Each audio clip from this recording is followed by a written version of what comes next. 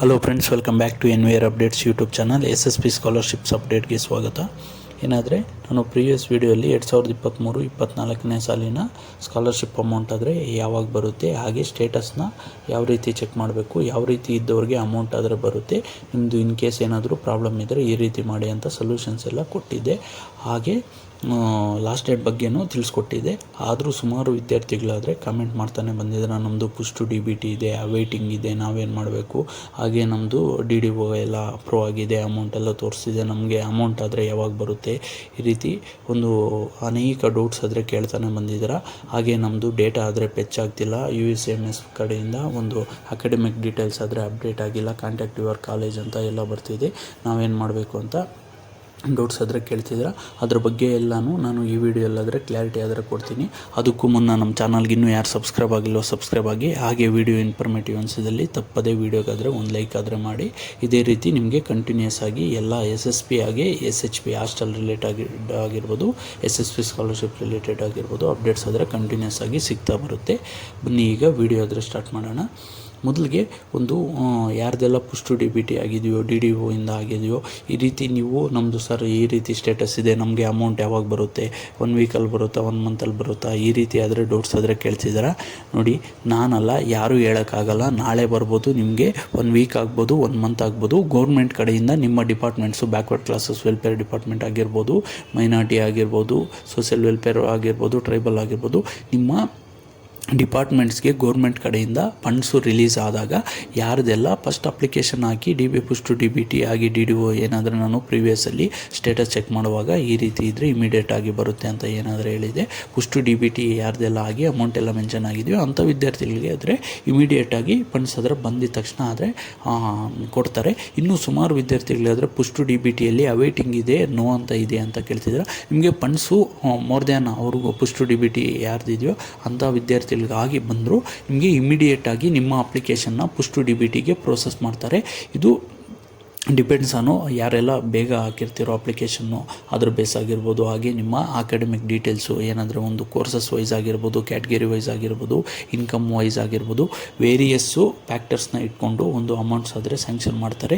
ನೀವು exact date ಹೇಳಿ ನಮಗೆ ಇವತ್ತು ಬರುತ್ತಾ, ಯಾವತ್ತು ಬರುತ್ತೆ ಅಂತ ಅಮೌಂಟ್ ಕೇಳಿದ್ರೆ ನಾನಾದರೆ ಹೇಳೋಕ್ಕಾಗಲ್ಲ. ನಿಮಗೆ ಅಮೌಂಟ್ ಆದರೆ ಬರುತ್ತೆ ಅಂತ ಅದಾದರೆ 100% ಆದರೆ ಹೇಳಬಲ್ಲೆ. ಒಂದು ಅಪ್ಲಿಕೇಶನ್ನು ವೆರಿಫಿಕೇಷನ್ನಲ್ಲಿ ಯಾರ್ದೆಲ್ಲ ತಾಲೂಕು ಆಫೀಸರ್ದು ಒಂದು ನೋ ಅಂತ, ಹಾಗೆ ಕಾಲೇಜ್ ಕಡೆಯಿಂದ ನೋ ಅಂತ ಯಾರ್ದೆಲ್ಲ ಇದೆಯೋ ಅಂಥ ವಿದ್ಯಾರ್ಥಿಗಳಿಗೆ ಬರಲ್ಲ. ಸೊ ಅವ್ರದ್ದು ಬಿಟ್ಟು ಉಳಿದವ್ರಿಗೆ ಎಲ್ಲರಿಗೂ ಬರುತ್ತೆ. ನಿಮಗೆ ಸ್ಕೀಮ್ ಆದರೆ ಎಲಿಜಿಬಲ್ ಇದ್ದು ನಿಮ್ಮದೇ ಅಪ್ಲಿಕೇಶನ್ ವೆರಿಫಿಕೇಷನ್ನು ನೋ ಅಂತ ಇದ್ದು ಏನಾದರೂ ಇದ್ದರೆ ನೀವು SSP ಆಫೀಸು ಏನಾದರೂ ನಾನು ನಿಯರ್ ಮೆಜೆಸ್ಟಿಕ್ಕಲ್ಲಿ ಅನೇಕ ವಿದ್ಯಾರ್ಥಿಗಳಾದರೂ ಕೇಳ್ತಿದ್ರೆ ಯಾವ ಏರಿಯಾದಲ್ಲಿ ಬರುತ್ತೆ ಅಂತ. ನಿಯರ್ ಮೆಜೆಸ್ಟಿಕ್ಕು ನೀವು ಮಹಾರಾಣಿ ಕಾಲೇಜ್ ಕಡೆ ಹೋಗಂಗಿದ್ರೆ ಆ ಕಡೆ ಆದರೆ ಶಿವಾನಂದ ಸರ್ಕಲ್ ಕಡೆ ಆದರೆ ನಿಮಗೆ ಬರುತ್ತೆ. ಅಲ್ಲಿ ಒಂದು race course road near sports and guides, ನೀವು ಗೂಗಲ್ ಮ್ಯಾಪಲ್ಲಿ ಸರ್ಚ್ ಮಾಡಿದ್ರೂ ಬರುತ್ತೆ. ನಾನು ಬೇಕಾದರೆ ಡಿಸ್ಕ್ರಿಪ್ಷನಲ್ಲಿ ಕೊಟ್ಟಿರ್ತೀನಿ. ನಿಮಗೆ ಯಾರ್ದೆಲ್ಲ ಏನಾದರೂ ಯೂಸರ್ ನಾಟ್ ಬೌಂಡು ಈ ಥರ ಕೆಲವೊಂದು ವಿದ್ಯಾರ್ಥಿಗಳಿಗಾದರೆ ಒಂದು ನೀವು you are not eligible for the scheme, ಈ ರೀತಿ ಅನೇಕ ಒಂದು ಪ್ರಾಬ್ಲಮ್ಸ್ ಆದರೆ ಫೇಸ್ ಮಾಡ್ತಿದ್ದೀರಾ. ಮೇಜರ್ ಪ್ರಾಬ್ಲಮ್ಸು ಏನಾದರೂ ಇಶ್ಯೂಸ್ ಇದ್ದರೆ ನೀವು ಒಂದು ಈ SSP ಆಫೀಸ್ಗಾದರೆ ಭೇಟಿ ನೀಡಬೇಕಾಗುತ್ತೆ. ನಿಮ್ಮ ಡಿಪಾರ್ಟ್ಮೆಂಟ್ಸ್ಗೆ ಏನೂ ಬೇಕಾಗಿಲ್ಲ. ಇನ್ನು ಫಂಡ್ಸ್ ಬಗ್ಗೆ ಯಾರಾದರೂ ವಿಚಾರಿಸಬೇಕು ಅಂದರೆ ನಿಯರ್ ಕಬ್ಬನ್ ಪಾರ್ಕು ಒಂದು VV ಟವರ್ ಅಂತ ಇದೆ, ವಿಶ್ವೇಶ್ವರಯ್ಯ ಟವರ್ ಅಂತ, ಒಂದು BSNL ಆಫೀಸು ಆಪೋಸಿಟೇ ಬರುತ್ತೆ. ಅಲ್ಲಿಗೆ ಭೇಟಿ ನೀಡಿ. ಒಂದು ವಸಂತ ನಗರ ಆದರೆ ಬರುತ್ತೆ, ಅಲ್ಲಿಗೆ ಭೇಟಿ ನೀಡಿ. ನಿಮ್ಮ ಡಿಪಾರ್ಟ್ಮೆಂಟ್ಸು ಅಲ್ಲಿ OBCದು ಇದೆ, ಸೋಷಿಯಲ್ ವೆಲ್ಫೇರ್ ಡಿಪಾರ್ಟ್ಮೆಂಟ್ದು ಇದೆ, ಟ್ರೈಬಲ್ದು ಇದೆ, ಅಲ್ಲಿ ಹೋಗಿ ನೀವು ಆದರೆ ವಿಚಾರಿಸ್ಕೋಬೋದು. ಇನ್ನು ಅಪ್ಲಿಕೇಶನ್ನಲ್ಲಿ ಏನಾದರೂ ಕರೆಕ್ಷನ್ಸ್ ಮಾಡಿಸ್ಬೇಕಾದ್ರೆ ಎಡಿಟ್ ಆಗಿರ್ಬೋದು, ನಿಮ್ಮ ಒಂದು RD ನಂಬರ್ ಆದರೆ ಸುಮಾರು ವಿದ್ಯಾರ್ಥಿಗಳಾದರೆ ಕೇಳ್ತಾ ಇದ್ದೀರಾ ನಮ್ಮ ಕ್ಯಾಸ್ಟ್ ಇನ್ಕಮ್ಸ್ ಆದರೆ ಅಪ್ಡೇಟ್ ಮಾಡಿಸ್ಬೇಕು ಅಂತ.